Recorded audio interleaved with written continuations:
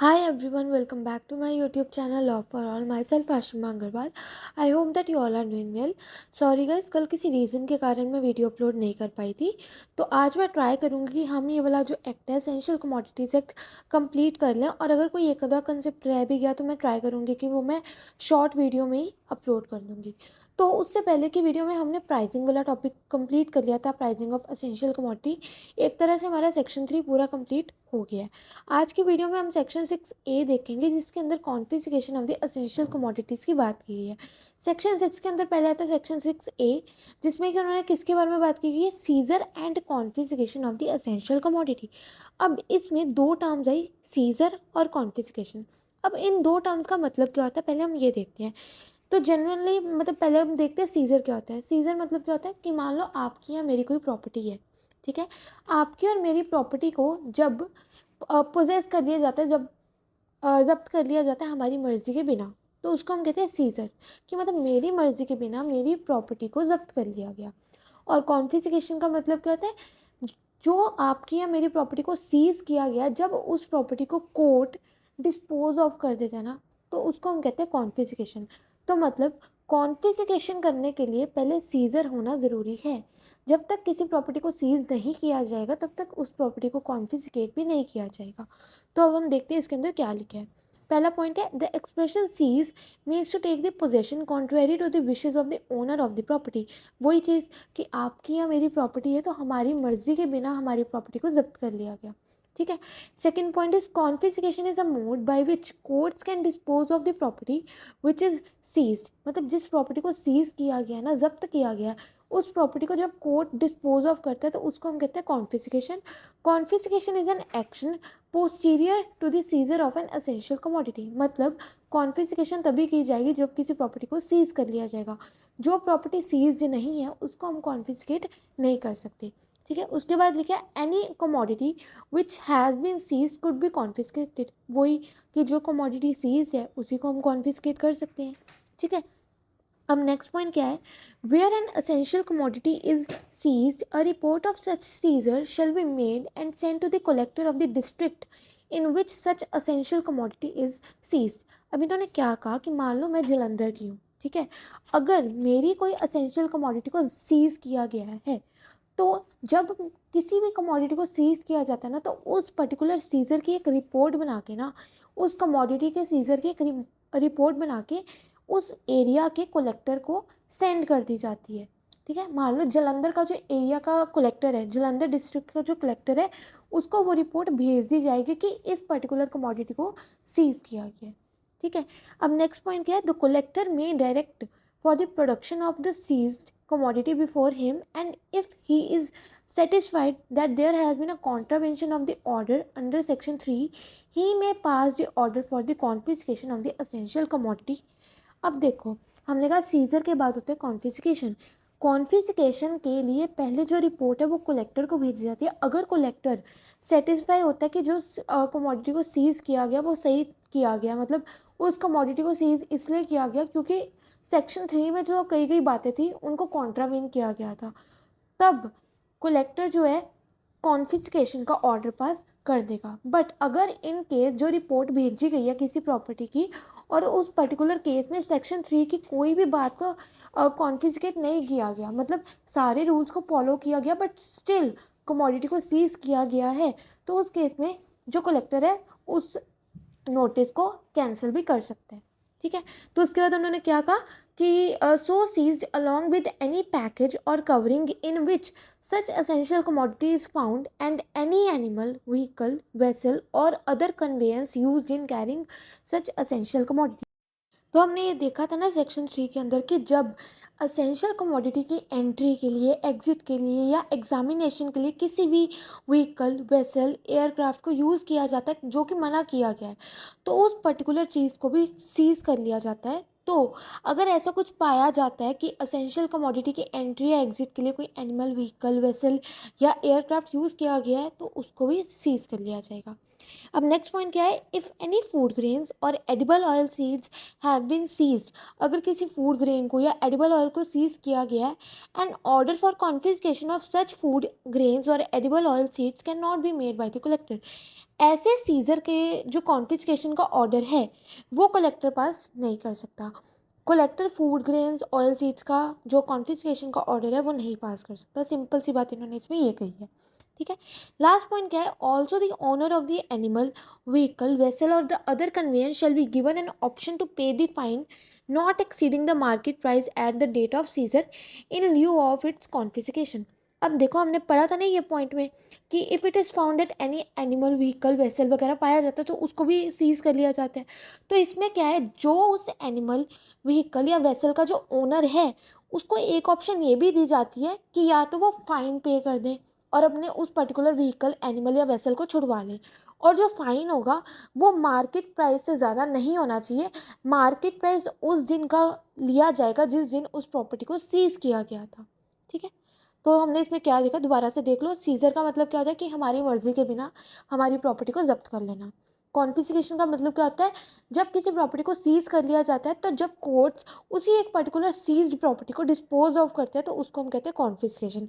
उसके बाद हमने देखा कि जब किसी असेंशियल कमोडिटी को सीज कर लिया जाता है तो उसकी एक रिपोर्ट बना के उस पर्टिकुलर एरिया के डिस्ट्रिक्ट कलेक्टर को भेज दी जाती है, और जो कलेक्टर है वो उस पूरी रिपोर्ट को एग्जामिन करके अगर उसे लगता है कि हाँ सेक्शन 3 में कही गई बातों को कॉन्ट्रावेन किया गया है तो वो उसके बाद कॉन्फिस्केशन का ऑर्डर पास कर सकते हैं। ठीक है। और अगर ऐसा भी पाया जाता है कि कोई एनिमल, वेसल या व्हीकल को इंक्लूड किया गया है तो उसको भी वो सीज कर सकते हैं।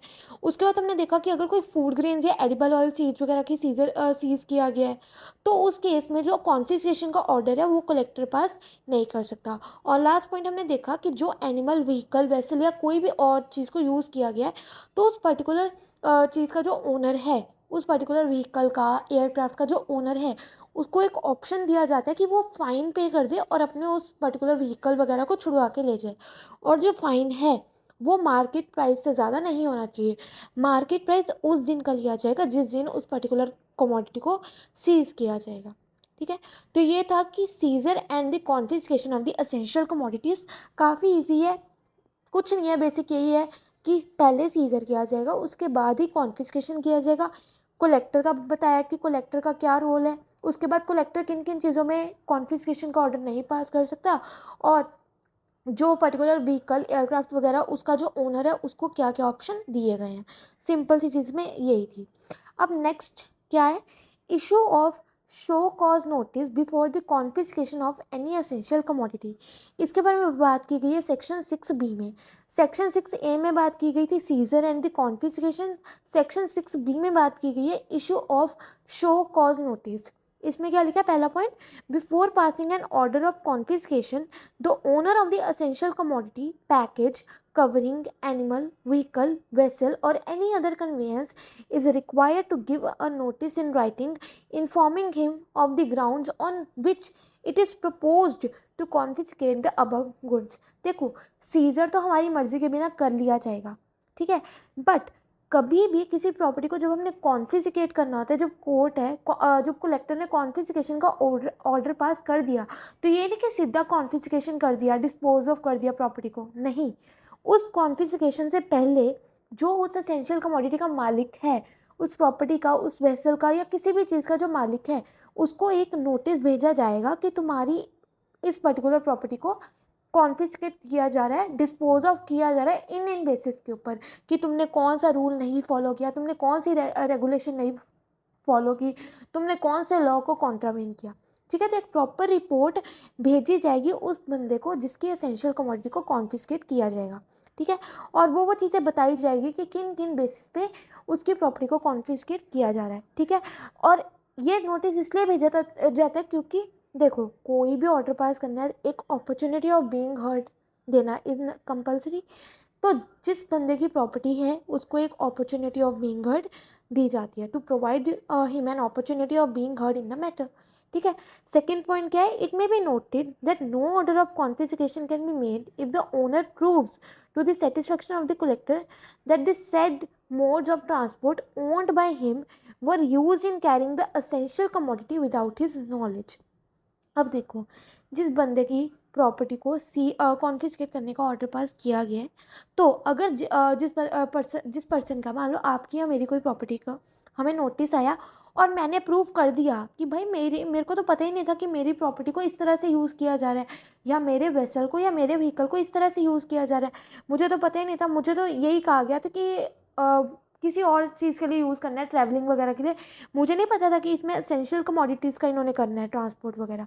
तो अगर ओनर ये चीज़ प्रूफ कर देता है कि मेरी नॉलेज के बिना ही ये मेरी प्रॉपर्टी को यूज़ किया गया था इन इन कामों में, और without the knowledge of the person in charge of the vehicle, and each of them has taken the precautions against such use. अगर मैं और आप जो ओनर है वो प्रूव कर देता है कि भाई मेरे को पता नहीं था कि मेरी प्रॉपर्टी का यूज़ इस तरह से किया जा रहा है, तो जो कॉन्फिस्केशन का ऑर्डर है उसको कैंसिल कर दिया जाएगा। ठीक है। तो क्या देखा, पहला कि कॉन्फिस्केशन का ऑर्डर पास करने से पहले एक नोटिस भेजा जाएगा उस पर्सन को जिसकी प्रॉपर्टी को कॉन्फिस्केट किया जा रहा है, और उसमें ये लिखा जाएगा कि किन किन बेसिस पे तुम्हारी प्रॉपर्टी को कॉन्फिस्केट किया जा रहा है, उसको एक अपॉर्चुनिटी ऑफ बीइंग हर्ड दी जाती है। ठीक है। अब जो ओनर है, ठीक है, अगर वो प्रूव कर देता है कि मेरे को तो पता ही नहीं था कि मेरी प्रॉपर्टी को इस तरह से यूज़ किया जा रहा है, असेंशियल कमोडिटीज़ को कैरी करने के लिए यूज़ किया जा रहा है, ठीक है ना, विदाउट माई नॉलेज यूज़ किया जा रहा है, तो जो कॉन्फिस्केशन का ऑर्डर है वो कैंसिल कर दिया जाएगा। ठीक है। अब नेक्स्ट क्या है, अपील अगेंस्ट कॉन्फिस्केशन ऑर्डर। ऊपर वाला आई थिंक आपको क्लियर हो गया होगा, बाकी कोई भी डाउट है तो आप मेरे से पूछ सकते हो DM करके भी और कमेंट सेक्शन में भी। अब सेक्शन 6 क्लॉज C में क्या है, अपील अगेंस्ट कॉन्फिस्केशन ऑर्डर।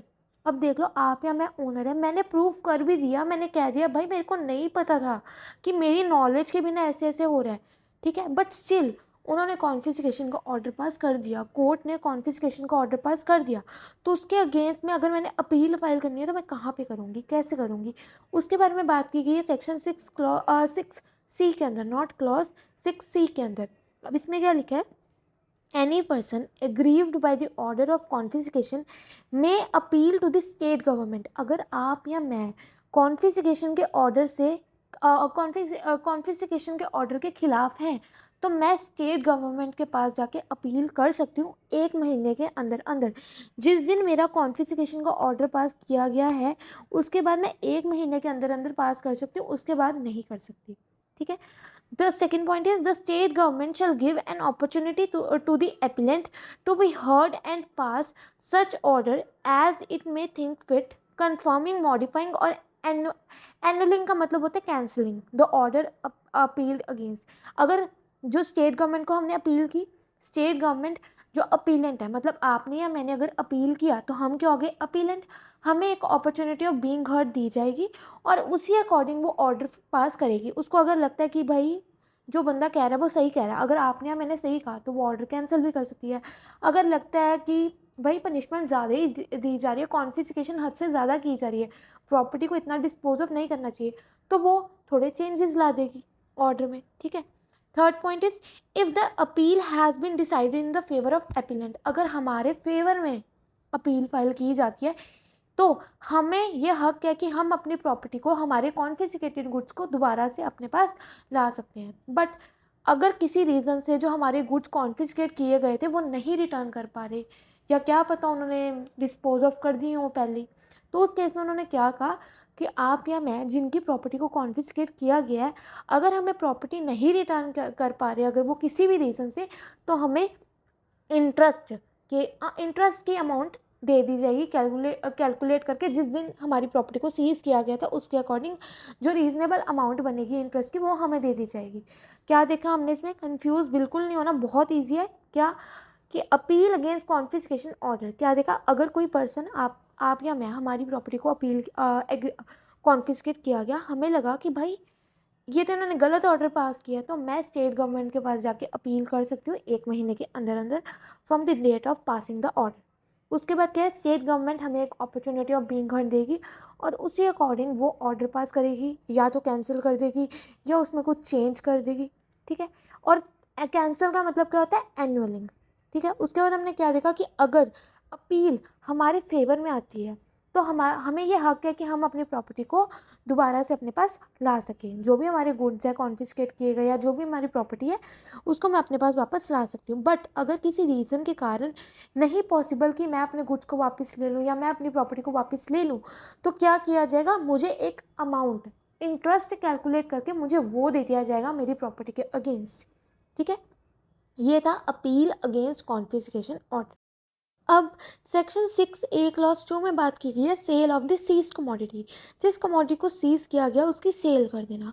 हमने देखा था कि जब भी किसी कमोडिटी को सीज किया जाता है उसके बाद उसकी एक रिपोर्ट बना के कलेक्टर को भेजी जाती है, बिकॉज कॉन्फिस्केशन का ऑर्डर तो वही पास करेगा ना, ठीक है। तो जब कलेक्टर के पास रिपोर्ट आती है, वो रिपोर्ट को पढ़ने के बाद अगर उसको लगता है कि जिस कमोडिटी को सीज किया गया वो एक असेंशियल कमोडिटी है और it is subjected to speedy and natural decay, उसको लगता है कि जिस कमोडिटी को सीज किया गया यार ये तो बहुत जल्दी ख़राब हो जाएगी पड़ी पड़ी, तो वो क्या कर सकता है, पब्लिक इंटरेस्ट में एक ऑर्डर ऑफ सेल भी पास कर सकता है कि इस असेंशियल कमोडिटी को जिसको आपने सीज किया है इसको सेल कर दी जाए। अब सेल, ये यहाँ पे 3 पॉइंट्स गिवन है कि किन किन बेसिस पे सेल की जाएगी, किस प्राइस पे की जाएगी, कैसे की जाएगी। फर्स्ट चीज़, at the control price, control price के ऊपर सेल कर दो, by public auction, public auction में सेल कर दो, और through the fair price shops at which the prices are fixed by the central government और बाय द स्टेट गवर्नमेंट, या फिर for the retail sale of such food grains to the public. मतलब यही है simple, पहला control price पे cell कर दो, दूसरा बाय पब्लिक ऑक्शन कर दो, या फिर fair price shops at the fixed price at the price fixed by the central government. Fair price shops के ज़रिए उस कमोडिटी को सेल कर दो और उस प्राइस पे सेल करो जो कि सेंट्रल गवर्नमेंट ने या स्टेट गवर्नमेंट ने फिक्स किया है। सिंपल है। कलेक्टर के पास जब रिपोर्ट आती है वो उस रिपोर्ट को इन्वेस्टिगेट करता है। अगर उसको लगता है कि जिन कमोडिटी को सीज़ किया गया है, जब्त किया गया, वो असेंशियल कमोडिटीज़ है और ये असेंशियल कमोडिटीज़ तो जल्दी ख़राब हो जाएंगी, तो वो क्या कर सकता है, एक ऑर्डर ऑफ सेल भी पास कर सकता है। अब सेल की जाएगी कंट्रोल प्राइस के ऊपर या पब्लिक ऑक्शन में की जाएगी या फिर थ्रू फेयर प्राइस शॉप्स की जाएगी और उस प्राइस पे की जाएगी जो कि सेंट्रल गवर्नमेंट या स्टेट गवर्नमेंट ने फिक्स किया हो, ठीक है। ये था सेल ऑफ सीज कमोडिटी। अब सेक्शन 6A क्लॉज 3 में बात की गई है disposal of the sales proceeds of the confiscated goods. हमने देखा सीज कमोडिटी को सेल कर दिया, अब सेल करने के बाद कुछ पैसा भी तो आएगा ना, बेचा है तो पैसा तो आएगा। अब इसमें क्या किया जाएगा, जो पैसा है उसका क्या किया जाएगा, the sale proceeds of the essential commodity sold after the deduction of expenses. देखो, अब हमने उस कमोडिटी को बिकवाया तो बिकवाने में भी तो हमारा कुछ खर्चा लगा ना, कि हमने फेयर प्राइस शॉप्स के थ्रू बिकवाया या किसी भी सोर्स के थ्रू, तो वो जो हमारा खर्चा था हमने आए हुए पैसे में से वो खर्चा डिडक्ट कर दिया, बाकी जो बचा हुआ पैसा था उसको ओनर को लौटा दिया जाएगा अगर ये नीचे दी गई 3 कंडीशंस फुलफिल हो। ओनर को कब दिया जाएगा, अगर ये 3 कंडीशंस फुलफिल हो। पहली कि फर्स्ट इज कि where no order of confiscation is ultimately pass by the collector, कि कलेक्टर ने कॉन्फिस्केशन का ऑर्डर पास ही नहीं किया था, बट अब तो सेल हो ही चुकी है कमोडिटी की, तो जो पैसा है वो ओनर को लौटा दिया जाएगा। दूसरा इज कि where an appeal order pass on the appeal under section 6C1 so requires. हमने देखा था ना कि अगर हमें लगता है कि जो ऑर्डर कॉन्फिस्केशन का पास किया गया वो गलत है तो हम स्टेट गवर्नमेंट के पास अपील कर सकते हैं। हमने अपील की हुई थी स्टेट गवर्नमेंट के पास, बट उससे पहले ही हमारे गुड्स को बिकवा दिया गया, सीज गुड्स को बिकवा दिया गया। उस केस में भी जो पैसा बचा हुआ है वो ओनर को दे दिया जाएगा। थर्ड इज कि where in a prosecution for the contravention of the order the person concern is acquitted. मान लो कि किसी प्रोसिक्यूशन में कोई केस वगैरह चल रहा था कॉन्ट्रावेंशन के अगेंस्ट, तो उस केस में जो बंदा था, जो पर्सन इन्वॉल्व था, वो बाइज्जत बरी हो गया, तो उस केस में भी जो पैसा बचा हुआ था वो ओनर को लौटा दिया जाएगा, उस पर्सन को लौटा दिया जाए। तो क्या क्या देखा कि जहाँ पे कोई कॉन्फिस्केशन का ऑर्डर पास नहीं किया गया। दूसरा, इसकी अपील के लिए हमने किया, स्टेट गवर्नमेंट के पास अपील की थी। तीसरा, इसकी कॉन्ट्रावेंशन प्रोसिक्यूशन जो थी, जो केस था, उसमें जो पर्सन था वो बाइज्जत बरी हो गया, मतलब एक्विटेड। एक्विटेड का मतलब होता है बाइज्जत बरी हो गया। तो ये था कि disposal of the sales proceeds of the confiscated goods, ठीक है। अब लास्ट के हम 2 टॉपिक्स जो करेंगे that is offences and penalties and offences bye the company. Offence and penalty में क्या है कि देखो, अगर हम कोई भी गलत काम करते हैं तो हमारे ऊपर इम्प्रिजनमेंट आती है या जो भी फाइन वगैरह है वो हमें पे करना होता है। तो उन्होंने क्या कहा कि every offence punishable under this act shall be cognizable before a court can take cognizance of any offence punishable 3 conditions must be satisfied. Court कोई भी ऑर्डर पास करने से पहले, पनिशमेंट का ऑर्डर पास करने से पहले ये 3 कंडीशंस अगर सेटिस्फाइड होंगी तभी वो ऑर्डर पास कर सकते हैं। पहला कि जो रिपोर्ट है it shall be made in writing. Second, इसकी जो रिपोर्ट बनाई है वो किसी पब्लिक सर्वेंट ने बनाई है। और तीसरी चीज़ कि जो भी जिस भी पर्टिकुलर केस के ऊपर रिपोर्ट बनाई गई है उस पर्टिकुलर केस में जो इन्वॉल्व पार्टीज़ हैं जिसने गलत किया है वहाँ पे उस पर्सन का प्रेजेंस ऑफ गिल्टी माइंड होना ज़रूरी है।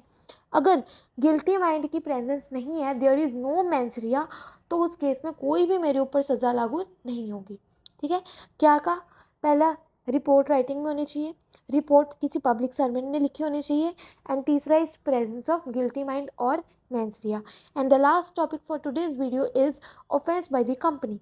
अगर किसी केस में जो गलत काम है वो किसी कंपनी ने किया है, कंपनी का केस आता है, तो उसने क्या कहा कि if it is prove that the offence has been committed with the consent, conveyance or is attributable to the neglect on the any part of any director, manager, secretary or the officer, then such person shall be deemed to be guilty of that offence and is liable to proceed against the and punished accordingly।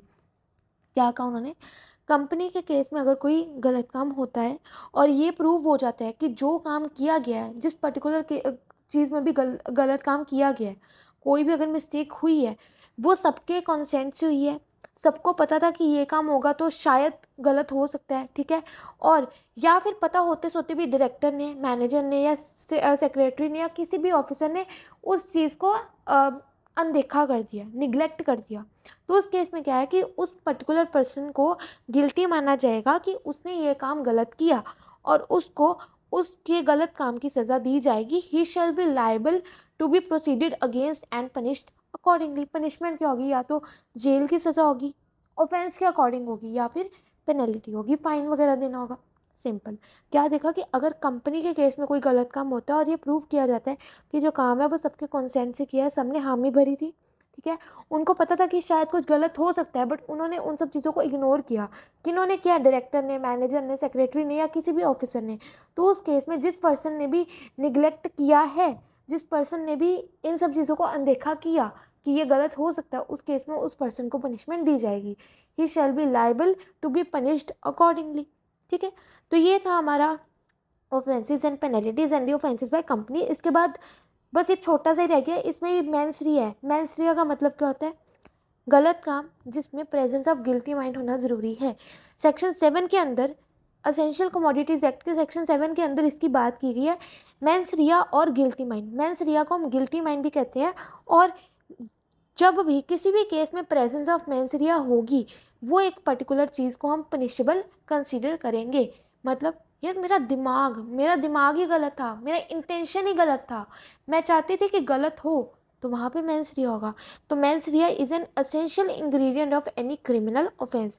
It is criminal offence. Mens rea को हम क्या कहते हैं? Criminal offence. An accused cannot be found guilty of an offense against the criminal law unless he has got any guilty mind। ठीक है, अगर मैंने काम किया, मेरा कोई इंटेंशन गलत नहीं था, मेरा इंटेंशन सही था, बट काम गलत हो गया, अगर तो मेरे प्रेजेंस ऑफ गिल्टी माइंड नहीं है तो वहाँ पे मुझे सज़ा नहीं दी जाएगी। सिंपल यही है मेंसरिया। अगर कोई केस वगैरह हुआ तो हमारा जो आईपीसी सेक्शन, आईपीसी कोड है, इंडियन पिनल कोड, उसमें केस हुआ है Nathulal versus the state of Madhya Pradesh. आप सिर्फ इतना ही लिख के आ जाओगे तो मोर देन इनफ है। क्या है? Mens rea means guilty mind. ठीक है, it is an ingredient of the offense punishable under section 7 of the essential commodity act। Mens rea is an ingredient of the criminal offense, and an accused cannot be found guilty of an offense against the criminal law unless he has got an guilty mind। जब तक मेरा intention सही है, मतलब मैंने mens rea नहीं किया, मेरा गिल्टी माइंड होगा तो ही मेंसरिया वाली कंडीशन के अंदर मेरे को पनिश किया जाएगा, वरना नहीं किया जाएगा। ठीक। Last is attempt and abetment. इसमें क्या कहा, section 8 provides that any person who attempts to contravene or abet any contravention of any order made under section 3 shall be deemed to have contravene the order. किसी भी person ने जो order section 3 के under pass किया गया है, अगर उसको कॉन्ट्रावेन किया, उसको नहीं फॉलो किया या उसके अगेंस्ट कुछ करना चाहा, तो उसके ऊपर भी पेनल्टी इम्पोज की जाएगी। उसको भी कंसिडर किया जाएगा कि उस पर्सन ने ऑर्डर को कॉन्ट्रावेन किया। ठीक है, यहाँ पे हमारा ये वाला असेंशियल कमोडिटीज एक्ट कंप्लीट हो गया। ये जो लास्ट टॉपिक है कल्पेबल मेंटल स्टेट, इसकी वीडियो ऑलरेडी अपडेटेड है, इसका लिंक मैं डिस्क्रिप्शन बॉक्स में डाल दूंगी। तो यहाँ पे हमारा ये चैप्टर कंप्लीट हो गया है। आई होप आपको ये चैप्टर अच्छे से क्लियर हो गया होगा। बट स्टिल अगर आपको कोई भी डाउट है, कोई भी क्वेरी है, तो you can put down in the comment section and do not forget to like, share and subscribe to my channel for more updates. Thank you.